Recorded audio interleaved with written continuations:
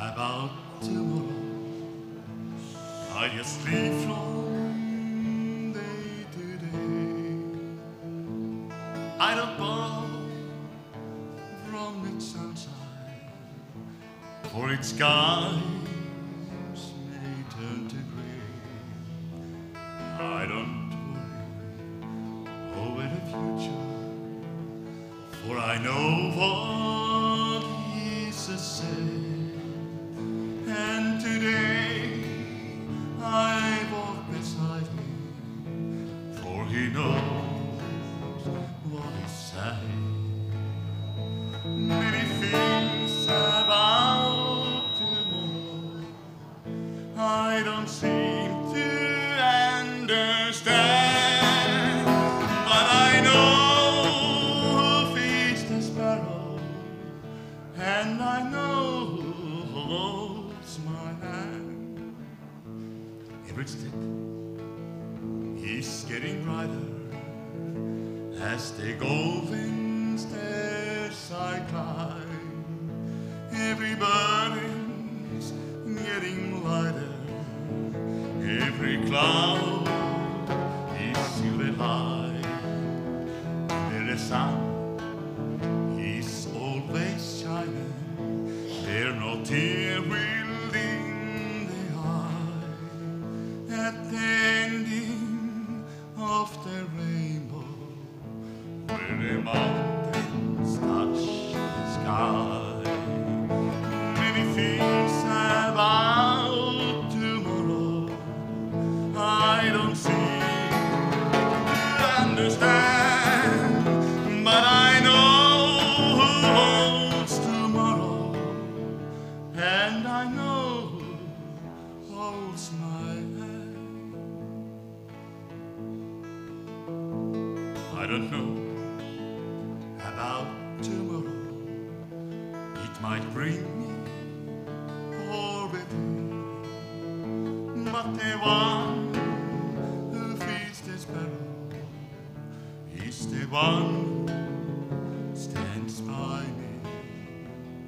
But he's on my porch, maybe through the flame or flue, but his presence goes before me, and I'm covered with his blood. Many things about tomorrow I don't seem to understand, but I know who holds tomorrow, and I know who holds my hand.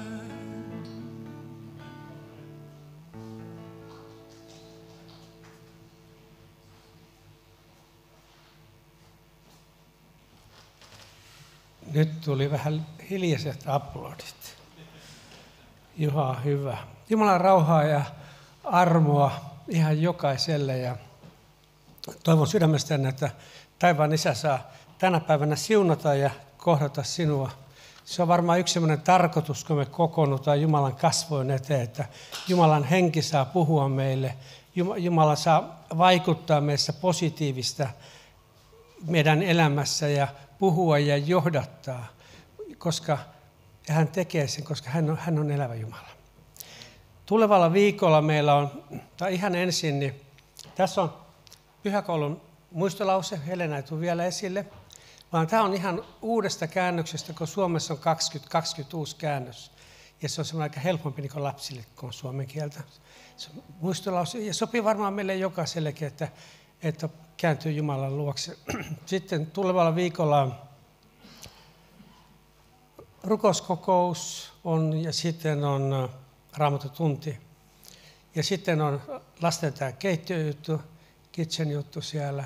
Kannattaa ilmoittaa Helenalle, jos tulee. Ja ensi sunnuntaina sitten on Oral Hatava puhumassa. Mä ajattelin tätä tilaisuutta, niin mulla on vain yksi Raamatun paikka on pyörinyt vaan mielessä. Ja mä luin sen alkuviikosta ja mä ajattelin, että minkä takia. Mä en tiedä, sopiiko se tähän, että onko se vain jollekin henkilölle pelkästään. Mutta mä jaan sen ajatuksen teille tässä. Tämä onko Johanneksen kastajan äiti oli 6. kuukaudella ja Jeesuksen äiti Maria menee hänen luokseen. Ja mikä minua puhutteli tässä tekstissä oli se, että Raamattu tuo esille, että Jeesuksen äiti Maria oli nuori tyttö. Ja sitten Elisabet oli ikääntynyt, Raamattu sanoo näin. Ja sitten täällä sanotaan näin. Niinä päivinä Maria lähti matkaan ja kiiruhti vuoriseudulle eräseen Juudean kaupunkiin. Hän meni Sakarian taloon ja tervehti Elisabettia. Kun Elisabet kuuli Marian tervehdyksen, hypähti lapsi hänen kohdussaan ja Elisabet täyttyi pyhällä hengellä. Hän huudahti kovalla äänellä ja sanoi, siunattu olet sinä naisten joukossa ja siunattu on sinun kohtusi hedelmä. Kuinka minulle on tapahtunut tällaista, että Herran äiti tulee minun luokseni samalla hetkellä, kun tervehdyksesi ääni tuli korviin, niin lapsi hypähti riemusta kohdussani. Autua se, joka uskoo, sillä se, mitä Herra on hänelle puhunut, on käyvä toteen. Ja sitten lähti ajatukset pyörimään naisista sunnuntain aamuun, kun naiset menee haudalle ja ne löytää haudan tyhjänä. Ja ne oli ne naiset, jotka lähti viemään sanomaa Jeesuksesta. Kohtasivat Jeesuksen ylösnousseena. Onko jotain sellaista, mikä sitoo? Nyt mä puhun teille tässä ja niille, jotka sitten ajan kanssa katsoo tuolta netin kautta.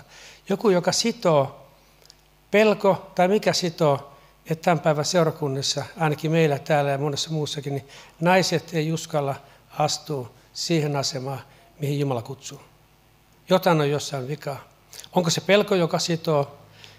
Ja tällä tapaa, niin kuin mä sanoin alussa, niin mä en ole päässyt mihinkään muuhun Raamatun paikkaan tälle sunnuntain tilaisuuteen, vaan mä haluan rohkaista siitä sinua, joka olet nainen täällä tai netin ääressä, että astu siihen tehtävään, mihin Jumala on kutsunut. Jumala varustaa, Jumala vie eteenpäin.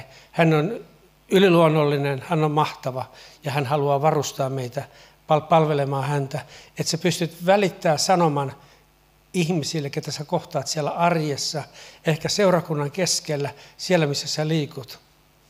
Pois semmoinen arkailu, astu siihen asemaan, koska Jumala käyttää naisia tänä päivänä. Tämä homma ei ole pelkästään ukkojen homma, vaan se on naisten homma myös, koska Jumala Kristuksessa ei ole miestä eikä naista. Ja usko tulee kuulemisesta Kristuksen sanan kautta. Sillä ei ole väliä, onko se nainen, joka julistaa, tai onko se mies, joka julistaa, koska se sanoma on vahva. Se on se sanoma taivaasta, joka muuttaa. Se on iankaikkinen sanoma, joka kantaa ja muuttaa ja vahvistaa. Tämä oli mun viesti tämän päivän kokousväelle, mutta ihan samalla lailla, miehet. Missä on kutsusi, missä on paikkasi Jumalan valtakunnassa? Tässä yksi on toinen tekee yhtä sun toista, mitä osaa ja harjoittelee. Mä harjoittelen koko ajan. Ja se, joka seuraa netin kautta, niin mun nimi on Reijo Tiene ja mä oon seurakunnan tämmöinen eläkeläispappa tässä, joka käytti puheenvuoroa. Tiedättekö, se on älyttömän ihanaa olla uskossa. Uskaltaa ottaa sen askeleen ja lähteä seuraamaan Jeesusta. Meillä on hirveän kiva pastori tapaaminen oli täällä viikolla. Ja siellä tuli yksi asia esille. Miksi me ei paljon enempää puhuta niistä ihmeistä, mitä Jumala tekee meidän keskellä? Ja tiedättekö, samanlainen keskustelu käytiin viime sunnuntaina, kun Kirsi-Marjalla oli synttärit, oltiin siellä.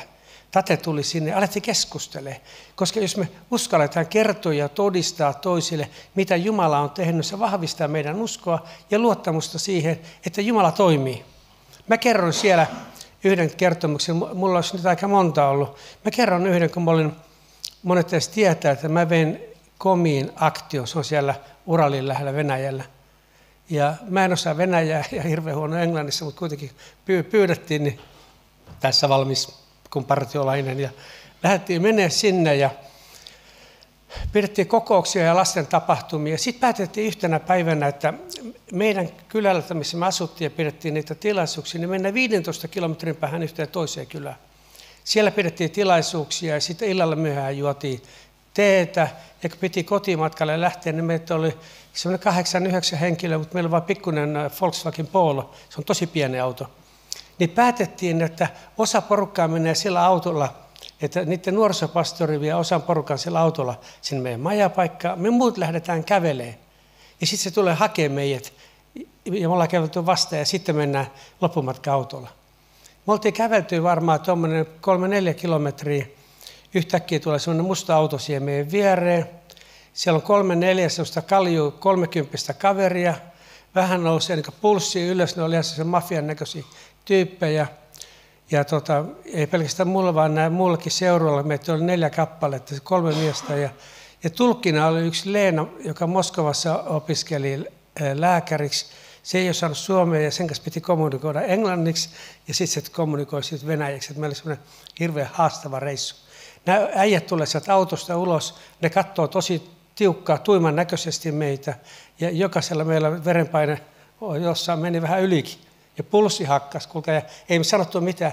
Miehet tulee ulos autosta, varmaan näki, että me oltiin vähän pelästyneitä, meni se ojan varteen ja kävi siellä pissalla, hyppäsi autoja ja ajoi. Seuraavana päivänä tuli sitten kuorma-auto hakea patjoja lasten leirille. Ja se kuorma-autokuskilla oli pistooli kotelossa tässä. Mä kysyin, että onko se ihan aito ja oikein. Se veti ja näytti, että paukut on sisällä. Että hänet on kerran täällä ryöstetty, mutta ei enää toista kertaa. No me Herra siunasi ja varjeli meidät, päästiin kotiin ja pari kaveria tältä matkalta oli Purosista. Ja kun ne pääsi kotiin Purosiin, niin semmoinen vanhempi rouva tuli sitten näiden luokse ja sanoi, että mitä teillä tapahtui silloin ja silloin yöllä, että hänet herätettiin. Rukoilee. Ja tällä mä haluan sanoa, että Jumala kuulee. Ja mä haluaisin vielä sen enemmänkin heittää tässä vielä haastetta, että jos sulla on jotain sellaisia kokemuksia omassa elämässä, missä Jumala on ilmestynyt, tuottaa yhteyttä. Sä voit kertoa sen täältä pöntöstä. Jos se ujostuttaa tulla tänne pönttöön, niin filmataan ja laitetaan särmille. Ihan vaan, koska mä haluan, että seurakunta rakentuu ja usko Jumalaa kasvaa, luottamus Jumalaa kasvaa ja saadaan nähdä ihmeitä ja merkkejä tässä seurakunnassa siitä Jumalan armosta, ei siitä miten hyviä me ollaan, mutta hänen armostaan. Ja kun me toisille todistetaan ja kerrotaan, miten hyvä hän on, miten hän toimii, niin kerta kaikkiaan, olisi ihme, jos ei kasvaisi uskossa. Ja silloin samalla opitaan tuntea toisia, tulee se keskemäinen yhteys ja rakkaus ja semmoinen huolenpito. Tänne on jätetty kiitosaihe. Kiitos, kunnia ja ylistys taivaan Isälle, esirukoilijoille. Olemme saaneet kokea parantumista, Aira ja Jaakko. Tämä on ihan aplodin paikka kyllä tämmöinen. Kyllä joo. Kaikki mitä Jumala tekee, ne on ihan aplodin paikkoja vaan. Ja oikeastaan pitäisi hyppiä ja iloita ja karkeloida hänen kasvojensa edessä, koska hän on suuri ja hän on valistanut kasvossa Jaakon ja Airan puolelle, koskettanut niitä ja monen muun teidän kohdalla. Että me ei tarvitsisi olla niin uskonnollisia ja arkoja, vaan että elettäisiin siinä uskossa ja siinä voimassa, mitä hän antaa. Meillä on hyvä Jumala. Sitten hätähuuto perheen puolesta. Heillä on avioero, äiti voi huonosti henkisesti, lapset kärsii. Rukoillaan, että tämä perhe pelastuu, auta taivaallinen Isä. Ja tämä perhe ei ole uskossa, mutta tiedätkö, taivassa kuulee sen. Hän tahtoo ilmestyä ja vaikuttaa, että tänne tulee uskoa ja perhe paranee. Nosta Jumalaa kunnioittajan ylös. Ja samalla mitä sulla on sydämessäni, sanot vaan, että Jeesus rakas, mä kaipaan sun kosketusta, mä kaipaan terveyttä ja näissä asioissa mä kamppailen. Ja hän näkee, hän on Pyhän Henkensä kautta tänään täällä. Kiitos Pyhä taivaissa, että saamme olla juuri sinun kasvoisi edessä tässä hetkessä. Meidän ei tarvitse arkailla eikä pelolla tulla sun kasvoisi eteen, koska sä oot täynnä rakkautta, sä oot armoa täynnä, Herra kallis. Ja sen kautta me haluamme lähestyä sinua ja kiittää sinua siitä, että olet pitänyt huolta. Kiittää sinua siitä, että olet kutsunut meidät nimeltä sinun yhteyteesi. Kiitos Pyhä Isä siitä, että poikasi Jeesuksen nimessä otat vastaan tämän kirjoitetun kiitosaiheen, kirjoitetun rukousaiheen ja ne mitä meillä jokaisella on sydämessä. Tiedän, että me jokaisella meillä on taakkoja, meillä on pelkoja, siellä on ahdistusta, mutta Herra, sä oot meidän vapahtaja. Ja näissä meidän elämän tilanteissa niin haluamme olla sinun kasvoisi edessä. Haluamme kiittää sinua, Pyhä Isä, siitä, että et käännä selkääsi, vaan valistat kasvosi meidän puoleen ja olet meille jokaiselle armollinen. Kiitos siitä, että siunat Orali ja Koral tulee puhumaan ja Juha ja Roope, jotka laulaa tässä. Isä Jeesuksen nimessä. Aamen. Olkaa hyvä, istukaa.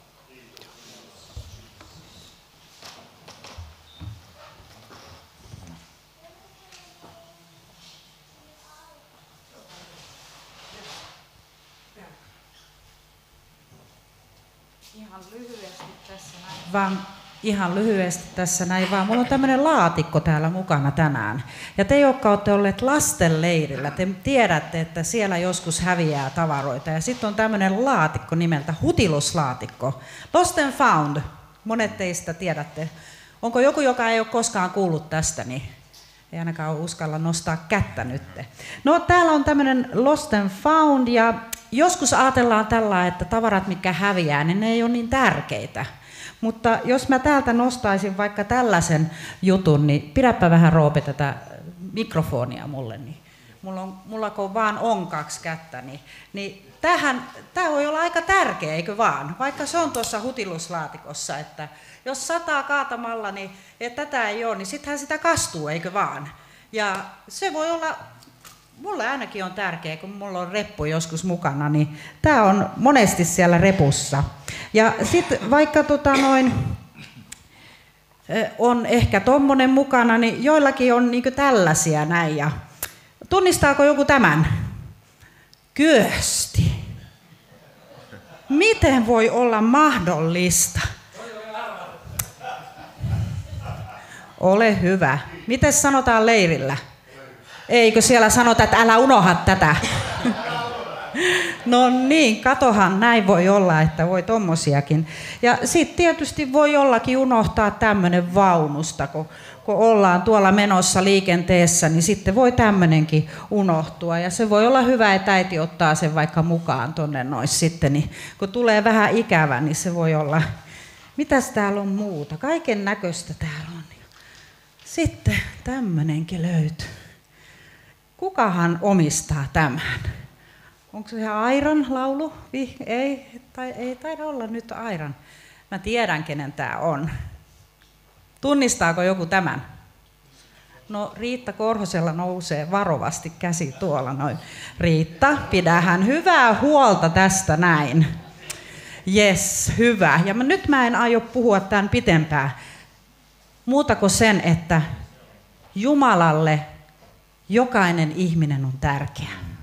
Joskus saattaa olla, että me joudutaan tänne hutiluslaatikkoon ja me eksytään Jumalan yhteydestä. Mutta Jumala ei koskaan unohda meitä. Hänen laatikkonsa on arvokas.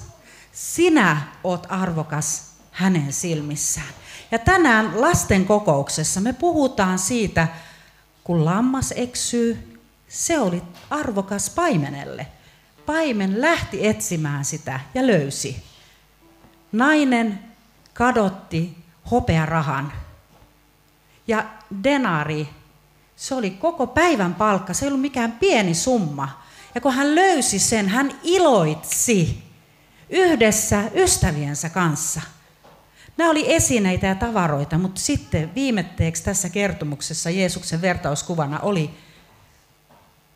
tuhlaajapoika. Sinä ja minä ehkä. Ja kun poika palasi takaisin, meni itseensä ja tajusi, että missä hän on. Hän palasi kotia isän tykö.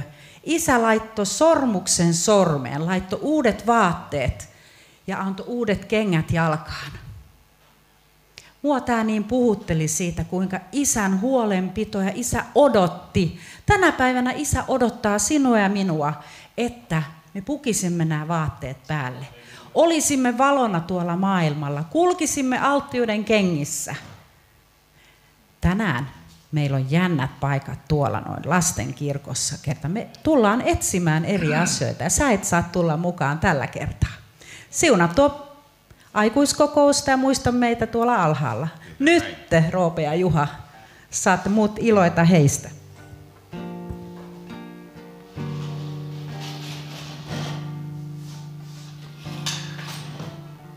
Panic painuu joskus myrskyn alla.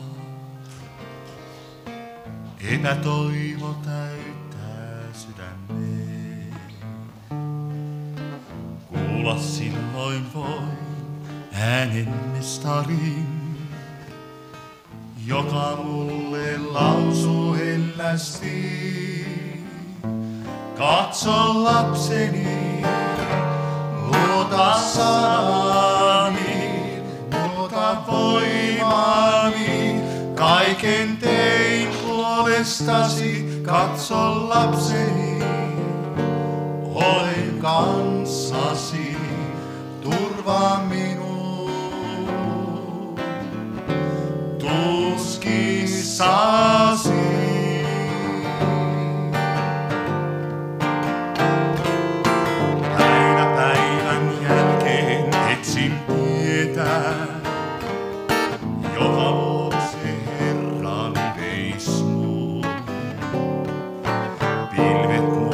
Taivaan peittää kuitenkin, epäusko täyttää sydämeen.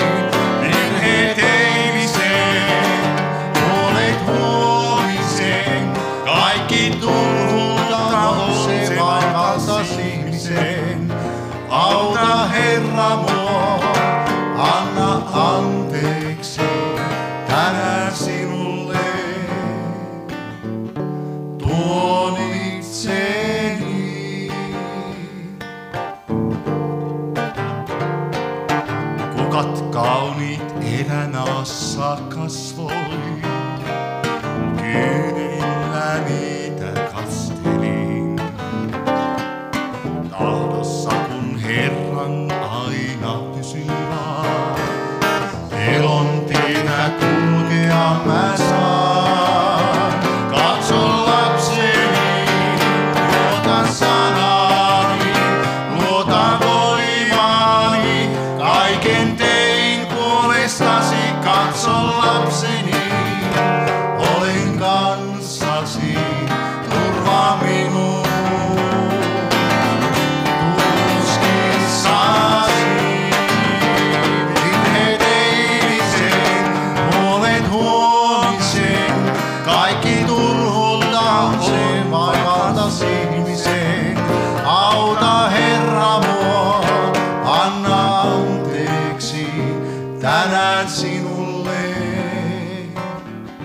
Tuon itseni.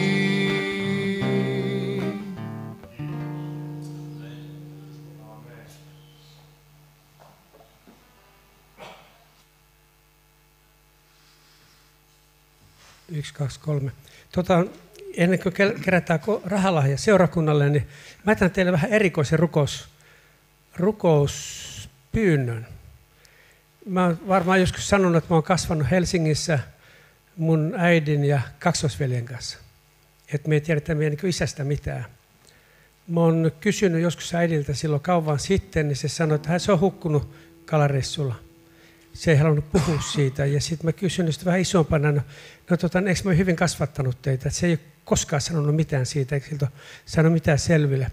Mä olin kesällä Helsingissä ja virastotalossa ja mä kävin anomassa kaikki paperit, mitkä koskettaa mun syntymää ja kasvua alkuvuosilta. Ja sieltä löytyi yhden miehen nimi, joka on vuonna 1955 muuttanut Kanadaan. Ja se on tuomittu elatusvelvolliseksi. Eli se on niin meidän niska siitä ilmeisesti. Ja rukousta vaan sen takia, että me saadaan selvyys siihen asiaan. Et mä oon nyt 71 vuotta selvinnyt ilman, niin mä selvinnyt lopunkin, mutta se on se niin kiva juttu. Ja kaikki asiat sujuu paljon paremmin, kun muistetaan silloin tällöin, että homma menee pakettiin. Nyt lauletaan hengestä laulukirjoista 380, kerätään rahalahja taivaan isälle. Meillä on hirveän hyvä Jumala ja kyllä kannattaa, niin kuin äsken sanoin, ja annetaan siltä paljon, miltä tuntuu. Ilosta antaa ja taivaan iskä rakastaa ja muista pitää hirveän hyvää huolta. Eli 380.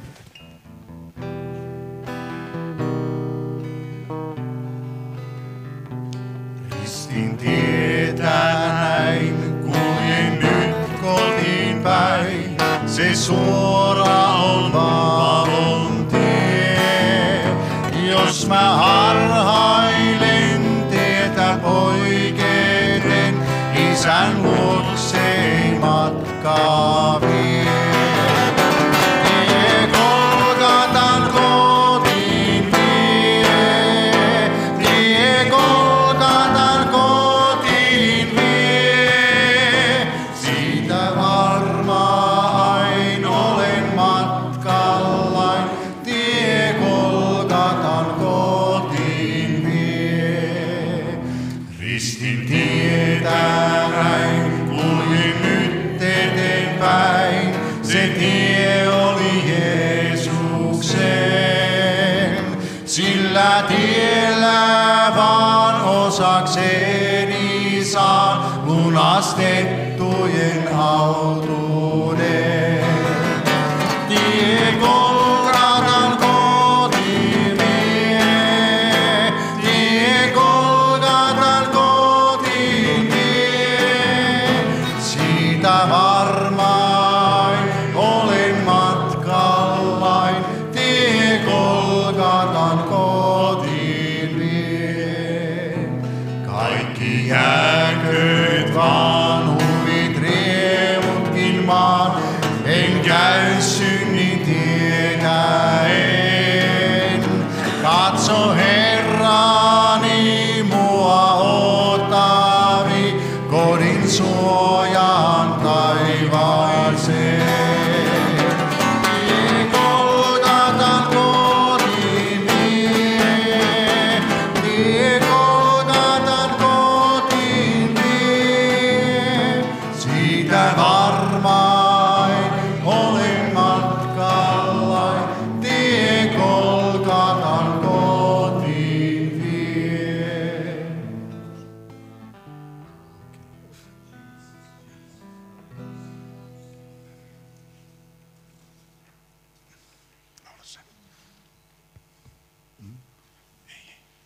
Okay.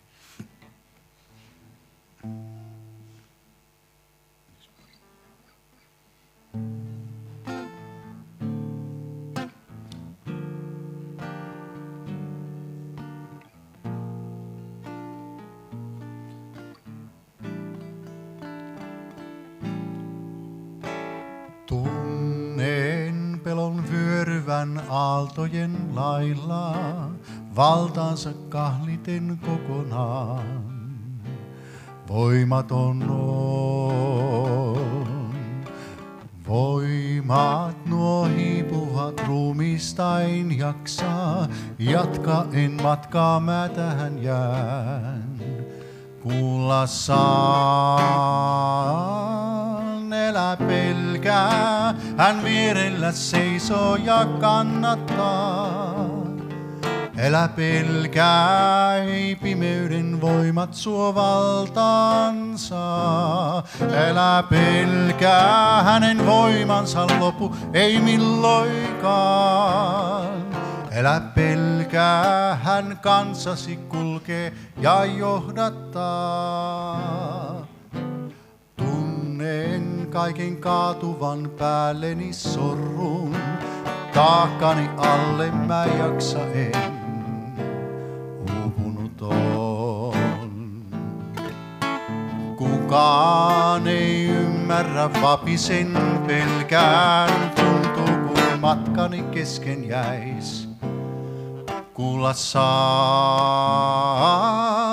älä pelkää, hän vierellä seisoo ja kannattaa.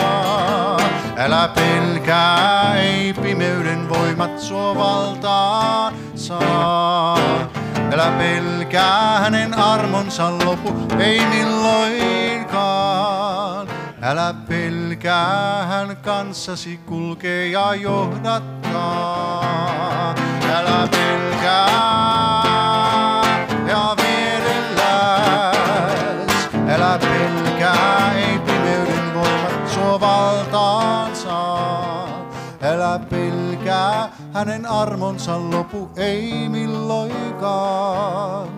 Älä pelkää, hän kanssasi kulkee ja johdattaa.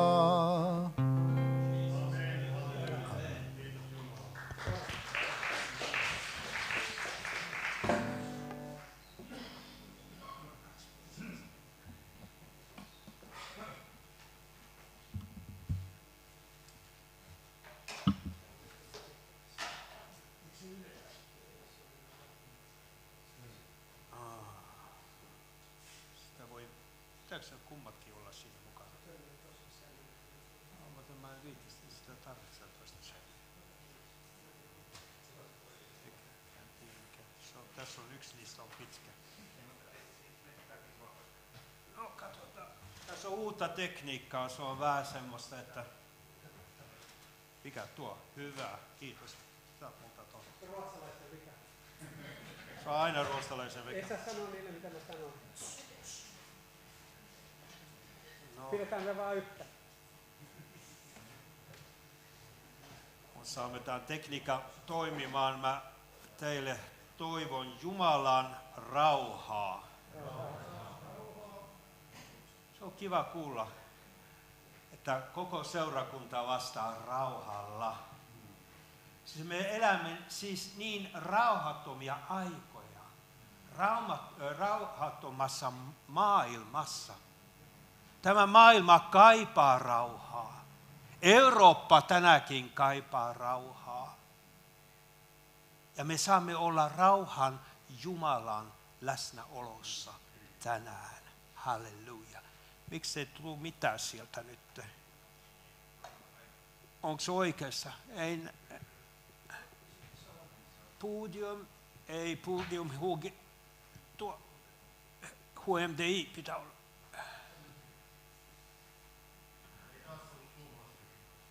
No, katsotaan, miksi sieltä ei tulisi. Pitäisi tulla. No. Tapahtuuko jotain? Joo, siitähän nyt se tulee. Tänään meidän teema on puhdas sydämiset ja rauhan tekijät. Niin tämän sunnuntain saarnassa on 2 osaa ja me aloitetaan tästä puhdas sydämisestä ja sitten menemme tuonne rauhan tekijöille, joka Jumala haluaa, että me olemme kaikki. Ja mä oon oppinut semmoinen oikein kivan suomalaisen sanan. Mä opin melkein joka päivä uusia suomalaisia sanoja ja se on tuo penkoa. Ja meidän pitää penkoa Jumalan sanaa. Ja tänään pengotaan. Ja torstaisin kyllä me pengotaan paljon. Olemme alkanut Sefanian kirjaa ja sieltä kyllä on kaivamista aika paljon, että saa kultaa löytää. Siksi se on niin hurjaa sanaa, että pitää pengota paljon ennen kuin siitä tulee ne kultakappaleet, mutta siellä on paljon semmoistakin. Että tänään puhdas sydämiset ja rauhan tekijät. Ja Jumalan sana sanoo näin, autioita ovat puhdas sydämiset, sillä he saavat nähdä Jumalan. Puhdas sydämiset. Kenellä on puhdas sydän? Onko ihmisillä puhdas sydän? Psalmisti kysyy näin, kuka saa nousta Herran vuorelle ja kuka seisoo hänen pyhässä paikansa. Autiot ovat ne puhdas sydämiset, sillä he saavat nähdä Jumalaa. Siis, jos ei ole puhdasta sydäntä, me emme voi nähdä Jumalaa. Jumala on pyhä, täydellinen. Ja me olemme nähneet Habakukin kirjassa luku 2 ja jäi 13, että siinä lukee, sinun silmät on niin puhtaat, että sinä et voi katsoa syntiä. Siis kuka sitten voi tulla Jumalan eteen? Kuka seisoo hänen pyhässä paikassaan? Kuka voi saada nähdä Jumalaa? Se, jolla on viattomat kädet ja puhdas sydän, joka ei taivuttele turhuutta eikä vanno väärin. Hän saa siunaksen Herralta ja vanhurskauden Jumalalta pelastajaan. Hän saa vanhurskauden Jumalalta pelastajaan. Miksi tämä on niin tärkeää? Siksi Jumala sanoo näin, sillä kaikki on tehneet syntiä, jo ovat Jumalan kirkkautta vailla. Kaikki.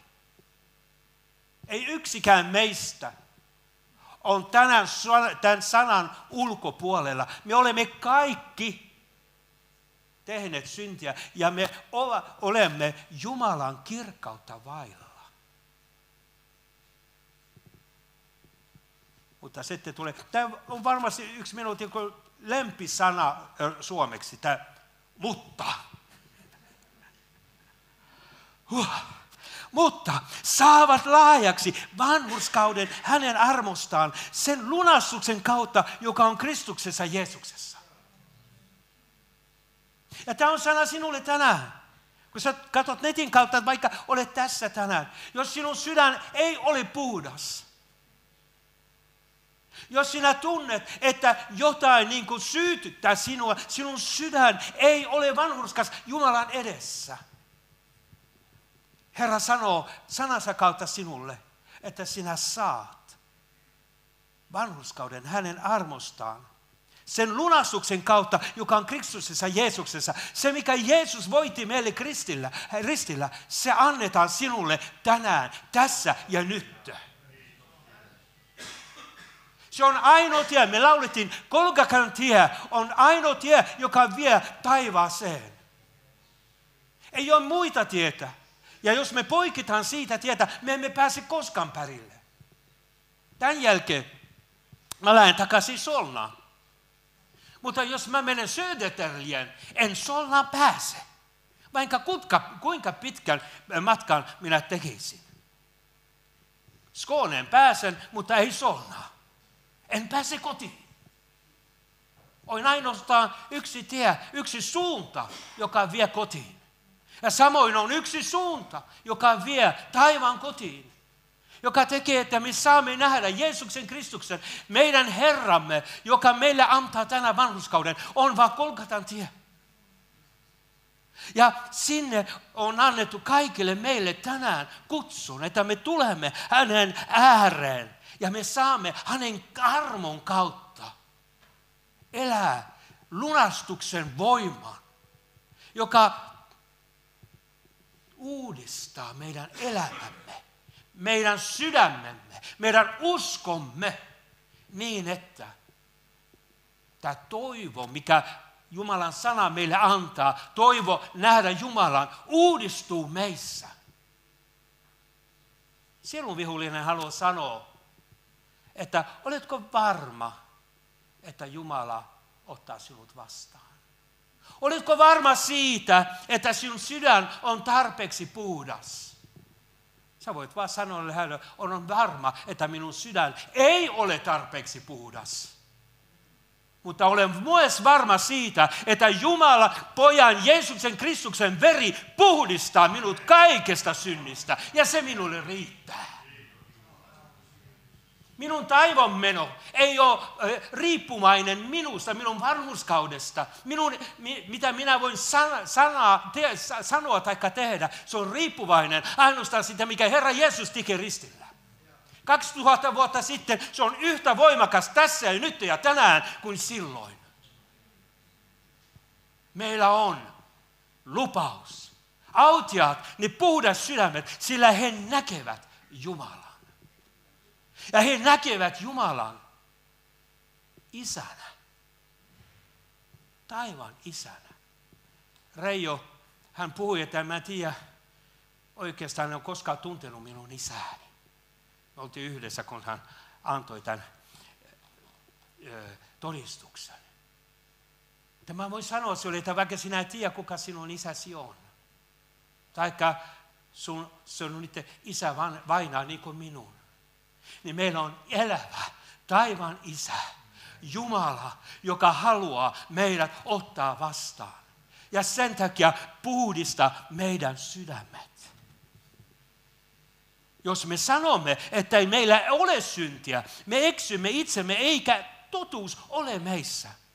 Jos me tunnustamme syntimme, niin Jumala, joka on uskollinen ja vanhurskas, antaa meille synnit anteeksi ja puhdistaa meidät kaikesta vääryydestä. Kaikesta vääryydestä. Mä otan tämän ensiksi, siksi mä haluan, että sinulla olisi sun rauha sinun sydämessään, kun sä kuulet Jumalan sanaa. Että niin kuin veljet laului, älä pelkää, älä pelkää. Jeesus on kaikki voittanut. Älä pelkää, mutta tule hänen läsnäoloon, tule hänen ääreen. Hän tietää kaikki, mitä sinun elämässäsi, sinun sydämessäsi on. Se, mitä sinua vainoo, mikä sinulla on taakana sun selässä. Tulkaa Jeesukselle. Hänen olkapäät oli niin laajat, että hän voi kantaa kaikki maailman synnit ristille. Eikä hän voisi kantaa sinun taakkaa tänään, jos sä tulet ja lannat sen taakan ristin juurelle niin, että sinä saat puhdan sydämen. Ja saat uudistua. Mutta jos me sanomme, meillä ei ole syntiä, minä en ole tehnyt mitään väärää. Tiedätkö, kun mä oon opettaja koulussa, niin aina kun lapset tekee väärin, niin monet sanoo, ei ollut minä. Se oli tuo toinen kaveri, ei ollut mitään tekemästä tässä. Meillä on tuo yksi ovi, joka oli potkitus, ihan potkittu, se oli särky. Ja me saamme tietää, että se oli 4 poikaa potkimissa. Ja me kysymme, oletko en ollut. Mutta sitten pikkuhiljaa me saatiin kuitenkin tietää, ne piti sitten kuitenkin myöntää, että jo he oli potkinut tämän oven rikki. Ja siitä tuli 22 000 vanhemmille maksamat kruunua, joka piti maksaa. Ja me olemme joskus ei paljon älynkäämpiä tai suurempi kuin nämä pikkulapset. Kun Jumalan sana sanoi, että sinä olet syntinen, mä sanoin, en ole syntinen. Sitten muut voi olla syntisiä, mutta minä en ole syntinen ollenkaan. Me olemme niin ylpeitä. Mutta sitten me unohdamme, että ainoastaan puhdas sydämiset saa nähdä Jumalan. Ei muut. Ja tämä puhdas sydän voi tulla ainoastaan Jeesuksen Kristuksen kautta. Siksi tänään, jos me tunnustamme synnimme, niin Jumala, joka on uskollinen ja vanhurskas, antaa meille synnit anteeksi ja puhdistaa meidät kaikesta vääryydestä. Ja tämä antaa meille rauhan Jumalan kanssa, koska siis olemme tulleet uskosta vanhurskaksi. Kaikki. Meillä on rauha Jumalan kanssa meidän Herramme Jeesuksen Kristuksen kautta. Jos sinulla ei ole rauhaa sydämessään, tämä voi olla syy, voi olla jopa pääsyy. Sinä et ole oikeassa suhteessa Jumalaan. Monilla ihmisillä on rauhaa vailla ja ne pelkää.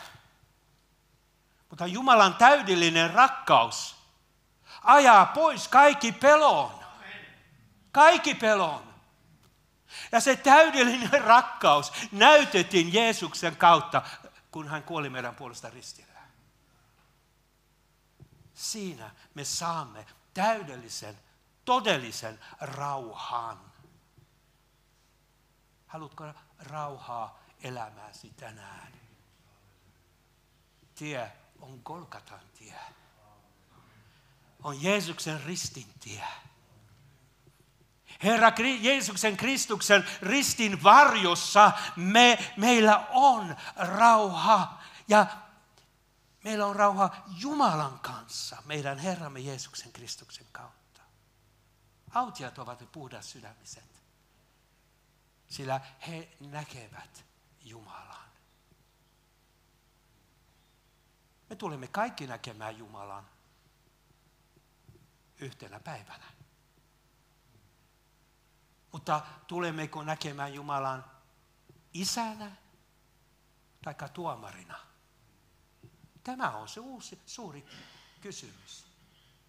Autiat ovat ne puhdas sydämetset, siksi he näkevät Jumalan taivaan isänä, joka sanoo lapselle, tule sisään sinun isäsi iloon, sinun isäsi lepoon, sun isäsi rauhaan. Tämä on mahdollisuus sinulle, missä sinä vaan olet, tässä tai muualla. Ja kun me saamme rauhan, niin tämä rauha ei ole ainoastaan meidän rauha. Herra tekee meistä rauhan tekijät. Että toisetkin sen rauhan kautta, mikä meidän sydämessä on, voisi tietää, että Jumala on lähettänyt rauhan ruhtinas Jeesus tähän maailmaan. Ja hän on tehnyt hänen lapsista rauhan tekijät. Autiat ovat rauhan tekijät, sillä heitä kutsutaan Jumalan lapsiksi. Miksi Jumalan lapsiksi? Tietenkin siksi, että Jeesus on rauhan tekijä numero 1. Se on hänen rauhan kautta, kun meillä on rauha. Ja se on hänen rauhan kautta, kun me voimme julistaa rauhaa tässä maailmassa. Kaikille, jolla on taakkoja, joka on väsynyt. Me voimme sanoa, tulkaa Jeesukselle, että saatte rauhaa. Tämä on rauhan tekijän tehtävä. Se on ensiksi julistaa, että rauha on Jeesuksessa. Mutta se on myös, että me pyrimme rauhaan kaikkien kanssa. Ja pyytiksyn, sillä ilman sitä ei kukaan ole näkevä Herraa. Pyrkikää rauhaan kaiken kanssa. Meillä on rauha Jumalan kanssa. Me haluamme olla rauhassa kaikkien kanssa. Ja me voimme työskentellä Jumalan voiman kautta, että meistä tulee rauhantekijät siinä, missä on riitaa. Siitä, missä on jopa pitkän aikaa ristiriitaa ihmisten välissä.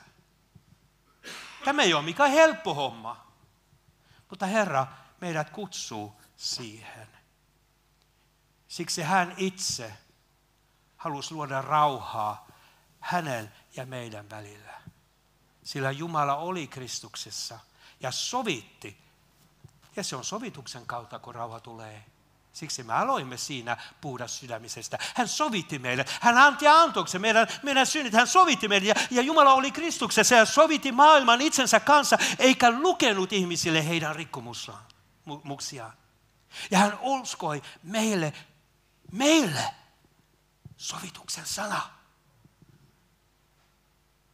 Siskot ja veljet, sinulla on tämän maailman väkevin sana.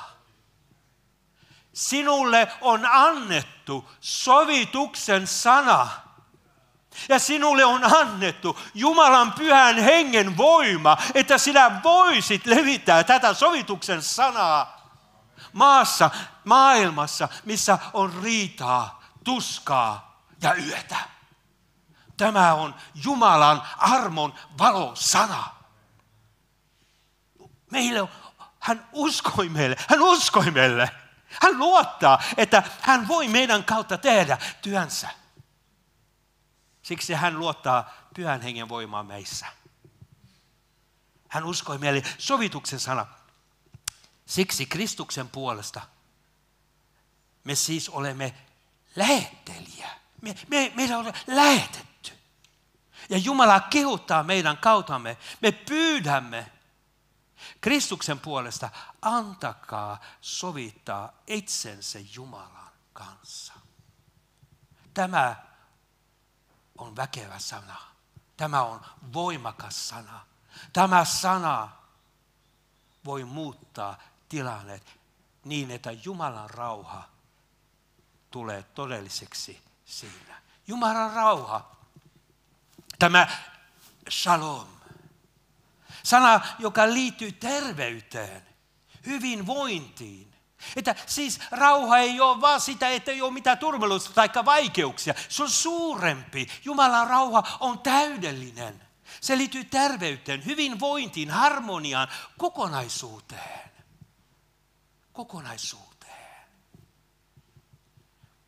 Ja kun me toivomme shalom, rauhaa toiselle, me toivomme toiselle Jumalan siunauksen täyttä läsnäoloa, rauhaa ja hyvinvointia.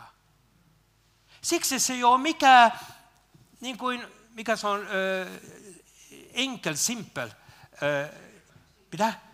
yksinkertainen sana. Se on todellinen ja voimakas sana. Kun me tervitään, jos minä toivon sinulle rauhaa, se on paljon enemmän kuin heippa, mitä sulla on. Moi. Voimme kyllä sen sanoa, mutta me toivomme Jumalan rauhaa. Siitä me olemme Jumalan lähettelijä, että me voimme toivoa Jumalan. Siinä sanassakin on voima, jos meillä on oikea suhde rauhan ruhtinaan. Jeesus sanoo, hän lähetti 2 ja 2 hänen opistuslapsia ja sanoi, kun pääsette kaupunkiin, sanotte rauhaa teille. Ja jos rauhaa ei otettu vastaan, niin se tuli heille takaisin ja ne meni muuhun. Mutta jos joku rauhanmies siellä löytyy, ne jää sinne. Me toivomme toiselle Jumalan siunauksen täyttä läsnäoloa. Tämä on sen rauhan sanan oikea niin kuin tärkitys.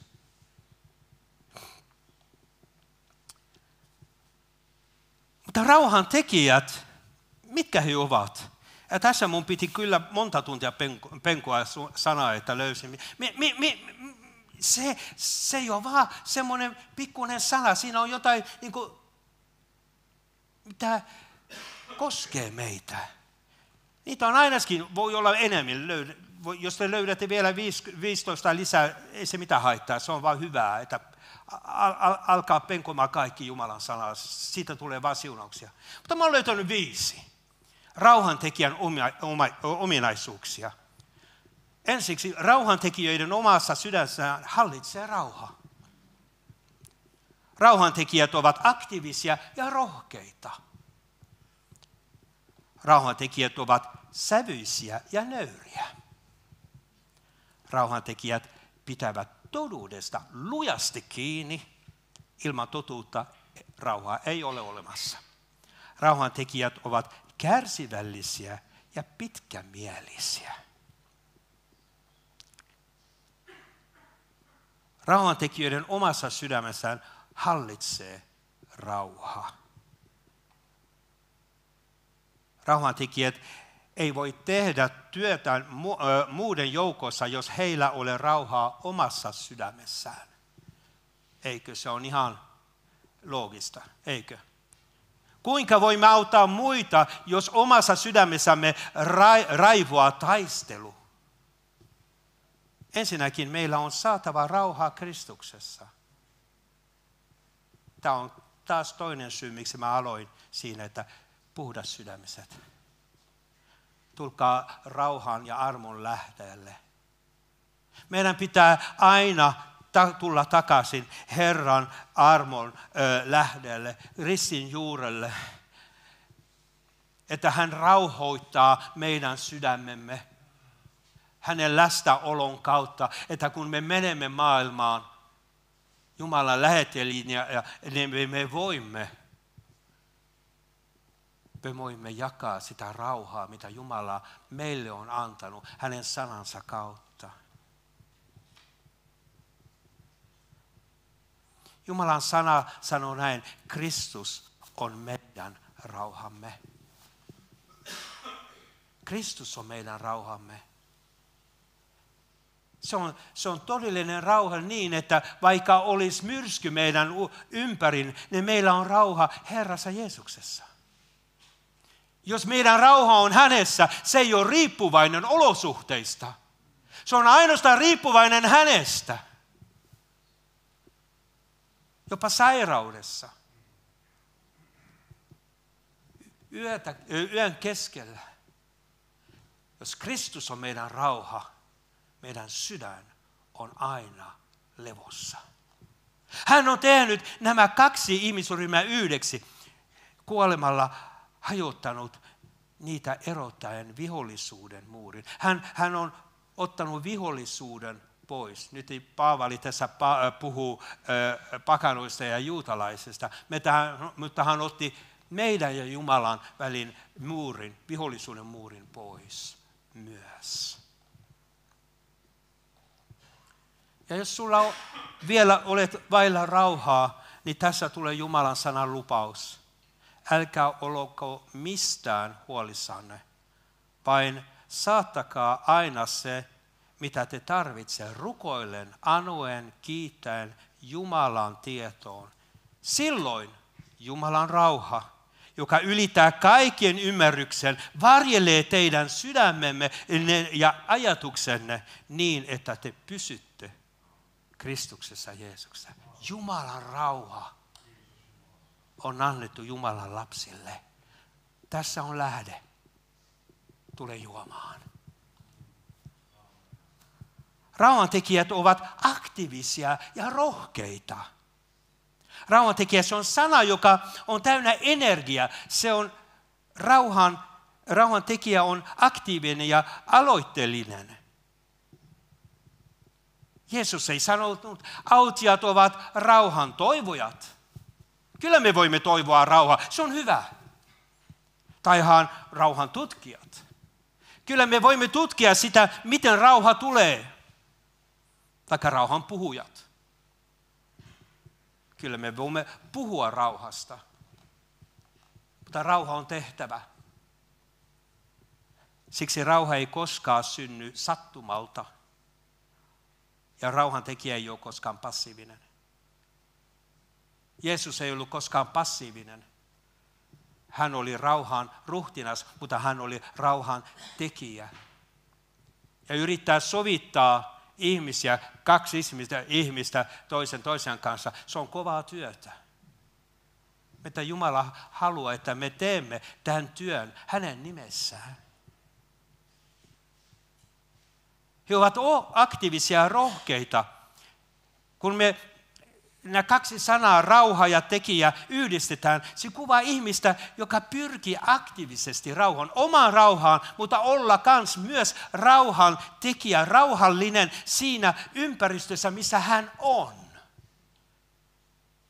Herra auttaa meitä, että kun me olemme meidän työpaikassa tai vaikka missä me olemme, että me tunnetaan siitä, että tämä on rauhan mies, tämä on rauhan nainen. On niin hyvä olla hänen kanssa. Siksi jollain tavalla siinä on jotain erikoista hänen elämässä. Mikä se voi olla? Jumalan rauha. He ovat ihmiset, jotka tuottavat oikeita suhteita kaikille elämän alueelle. He ovat jälkeillään tekemissään. Ja he uskaltavat vastata vaikeuksiin. Pitää olla rohkea joskus, kun on riita ja mennä sinne väliin. Rauhantekijät ovat siis rohkeita. Eihän Jumala ole antanut meille pelkuruuden henkeä, vaan voiman, rakkauden ja terveen harkinnan hengen. Tämä on se pyhä henki, mitä teille on annettu, minulle on annettu. Ei pelkuruuden henki. Niin on niin paljon pelkuruutta tässä maailmassa. Jumala haluaa lähettää rohkeita, uskovia rauhan työn tekemiseen tähän maahan. Me peläämme kaikkia nyt. Me pelkäämme julistaa, että Jeesuksessa on syntien anteemus. Se voi olla jollekin niin hirmuista, että oi, miten sä voit tuomita jonkun, että sä sanot. Rohkeasti me sanotaan, Golgatan tie on ainoa tie. Siksi Jumala ei ole antanut meille pelkuruuden henkeä, vain voiman, rakkauden ja terveen harkinnan hengen. Ja tässä hengessä me saamme uudistua päivä päivän jälkeen. Rauhantekijät ovat sävyisiä ja nöyriä. Voitko kuvitella vihamielisen rauhantekijän? Tiedätkö, mä saarnaan nyt itselleni enemmän kuin teille. Mä en ole aina ollut rauhantekijä. Nuorena mä suutuin aika nopeasti ihan pikkuasioista. Mutta sitten kun ikä tulee, niin se on helpompi olla rauhallinen. Minulle ei ole rauhallinen luonto ollenkaan. Millään tavalla. Mutta meidän pitää mennä vastaan meitä omaa sydäntä ja ajatuksia ja pyytää Herralta. Sinä haluat, että minä olen rauhantekijä, auta minua. Siksi me emme voi kuvitella vihamielisen rauhantekijää. Semmoista ei ole. Ja rauhantekijä numero 1, Jeesus Kristus sanoo, tulkaa minun luokseni kaikki, jotka teette raskasta työtä ja kannette taakkoja, niin minä annan teille levon. Ottakaa minun ikeni päälle ja oppikaa minusta, sillä minä olen sävyisä ja nöyrä sydämeltäni. Niin te löydätte levon sielullenne. Halleluja. Rauhantekijät ovat sävyisiä ja nöyriä, muuten kukaan ei kuuntele häntä. Miten me voimme julistaa rauhan ruhtinasta, jos meillä on aina työpaikalla riitaa kaikkien kanssa? Taikka koulussa, taikka missä me olemme. Ei kukaan kysy häneltä neuvoja tai tee sovintoa hänen kanssaan, jos hän on aina riitamielinen. Rauhantekijöinä meidän on oltava halukkaita kuuntelemaan ja hitaita ja varovaisina siinä, miten me vastaamme. Kyössi sanoi ei torstaina, että Jumala on niin viisas, että hän antoi 2 korvaa ja 1 suu. Että me kuulemme paljon enemmän kuin me puhumme.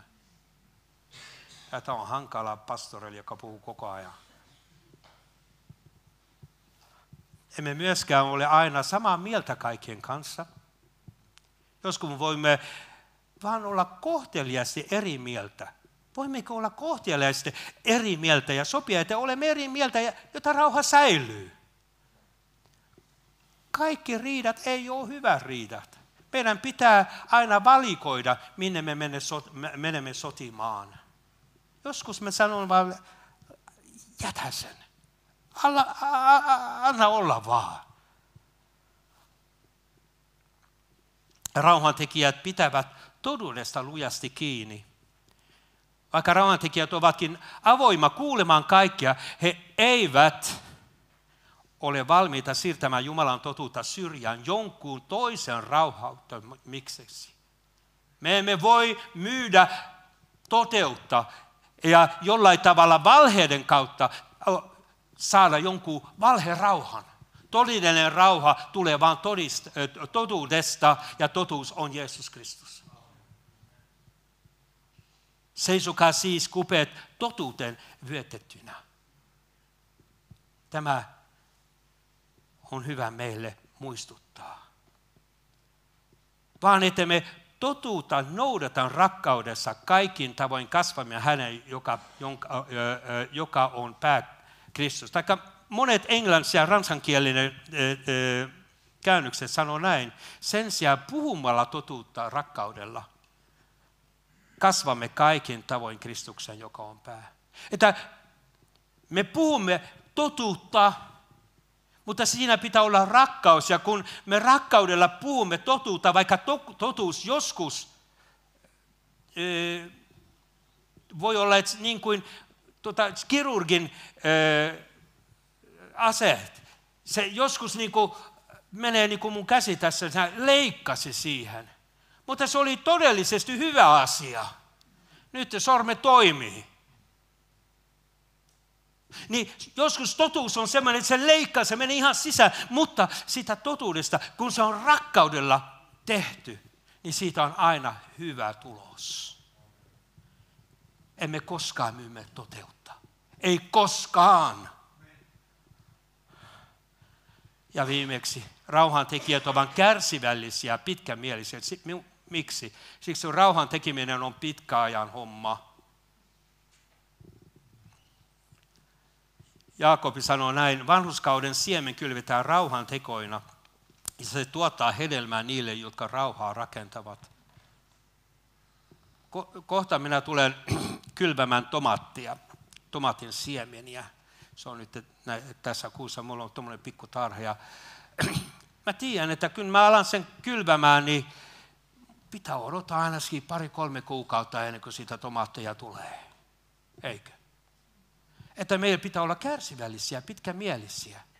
Me tiedämme, että tämä homma on pitkän ajan homma. Ja kun me aloitetaan rakentamaan rauhaa ja olemme rauhan ihmisiä siellä, missä Jumala meidät lähettää, niin se ei tule heti. Mutta se tulee rukouksen kautta. Se tulee Jumalan sanan julistuksen kautta. Se tulee Pyhän Hengen kautta meidän sydämessään ensiksi ja sitten meidän kautta toisille. Miten voimme olla rauhantekijöitä? Näyttää siltä, että tämä on melkein yliihmisellinen homma, mutta hengen hedelmä on rakkaus, ilo, rauha, pitkämielisyys, ystävällisyys, hyvyys, uskollisuus, sävyisyys, itsenhallinta. Herra, hän ei koskaan pyydä meitä ilman antamatta, mitä me tarvitsemme siihen tekoon. Se on niin kuin isä sanoi, lähetä lapset kaupalle ja mene itse perään. Jumala tulee aina meidän perään. Hänellä on aina, mitä me tarvitaan. Jos me olemme todellisia helluntalaisia, niin tämä sana pitää olla meidän edessä joka päivä. Herra, täytä minut sinun hengen hedelmällä, rakkaudella, ilolla, rauhalla. Siksi sinä sanot, että mun pitää olla rauhan tekijä. Ja sinä sanot, autiat ovat ne sävyisät. Ja mun pitää olla pitkämielinen, siksi tämä ottaa niin pitkä aikaa. Ja auta minulla uskollinen sen kutsuun, mitä sinä minulle olet antanut. Tämä on rauhan siunaus, mikä mä haluan jättää teille kaikille tänään. Herra, siunatkoon sinua ja varjelkoon sinua. Herra, valaiskoon sinun kasvonsa sinulle ja olkoon sinulle armollinen. Herra, kääntäköön kasvonsa sinun puoleesi ja antakoon sinulle rauhan. Isän, Pojan ja Pyhän Hengen nimessä. Amen. Kiitos Herra, että sinä olet meidän keskustamme. Kiitos Herra, että me pääsemme sinun läsnäoloon ja sinä annat sille, joka pyytää sinulta anteeksi puhtaan sydämen, Herra. Kiitos, että me saamme tulla tänään parannuksen lähteelle, armon lähteelle, toteuden lähteelle. Kiitos, että me saamme alkaa uudelleen. Siksi sinä luot meistä puhtaan sydämen. Sinä kuolit sen puolesta. Kiitos Herra, että me saamme ottaa sinun armon vastaan, sinun rakkauden vastaan. Ja kiitos, että sinä uskot meille tämän rauhan sanoma, sovituksen sanoma. Kiitos, että sinä annat meille voimaan, että me voimme olla rauhan tekijöitä tässä rauhamattomassa maassa. Kiitos Herra, että sinä annat meille kaikki, mitä me tarvitsemme, että me voimme kunnioittaa sinun pyhää nimeä ja olla siunaukseksi niille ihmisille, jonka puolelle sinä meidät lähetät. Kiitos Herra, että me saamme olla tässä nyt sinun edessäsi. Amen.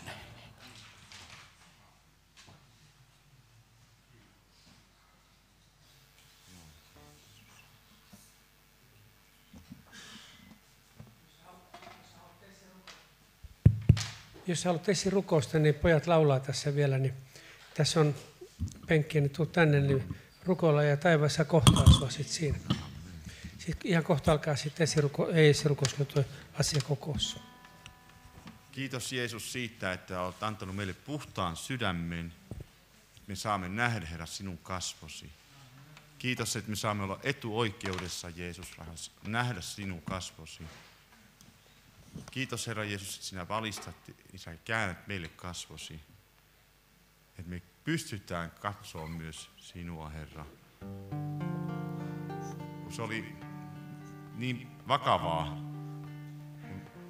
Jumala sanoi Moosekselle, että käännä kasvosi, vaan kasvosi pois. Sinä et voi katsoa minua. Tulee ruumiita. Mutta me olemme etuoikeusasemassa. Puhdas sydämiset saavat nähdä Jumalan.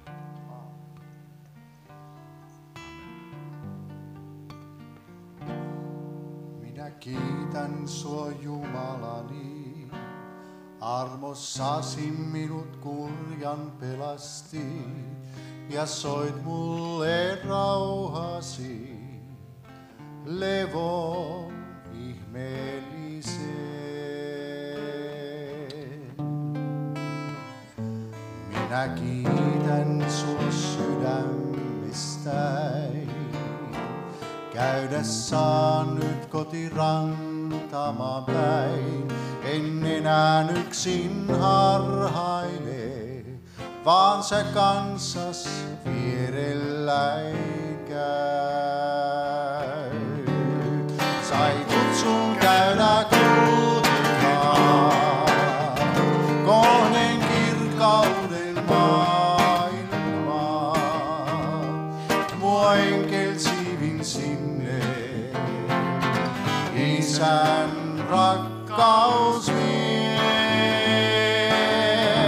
Mua halki kylmän karunaan, näin Isän kädet kannattaa.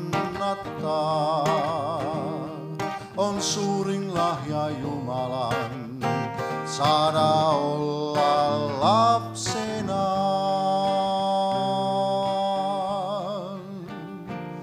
Sanoin en mä sitä kertoa mä voi, miten paljon anteeksi hän mulle soi. Sain aivan uuden elämän, sitä elän nyt lähelläin. Kaikki taakkani hän riisunut on pois, epätoivon keskelle hän valon toi.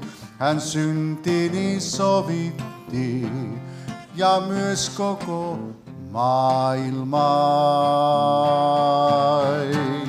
Sain kutsun käydä kulkemaan kohden kirkkauden maailmaa.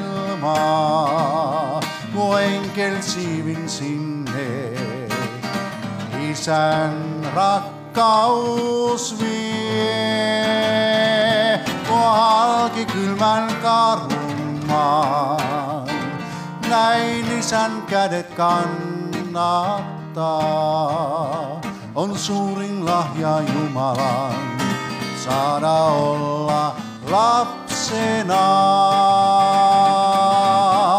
Sain kutsun käydä kulkemaan kohden kirkkauden maailmaa. Mua enkelsiivin sinne, Isän rakkaus vie. Mua halki kylmän karun maan, näin Isän kädet kannattaa. On suurin lahja Jumalan saada olla lapsenaan.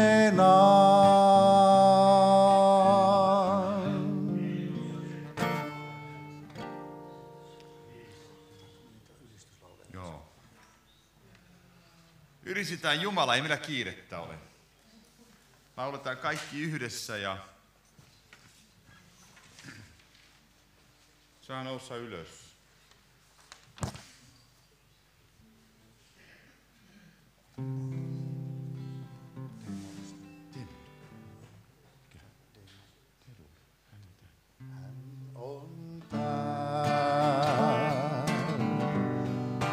Hän on täällä. Hän sua tahtoo kohdata. Hän on täällä.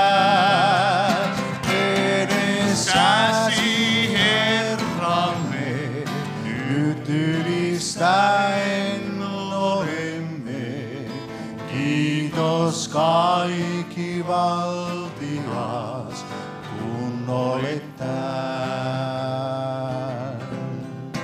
Ajalla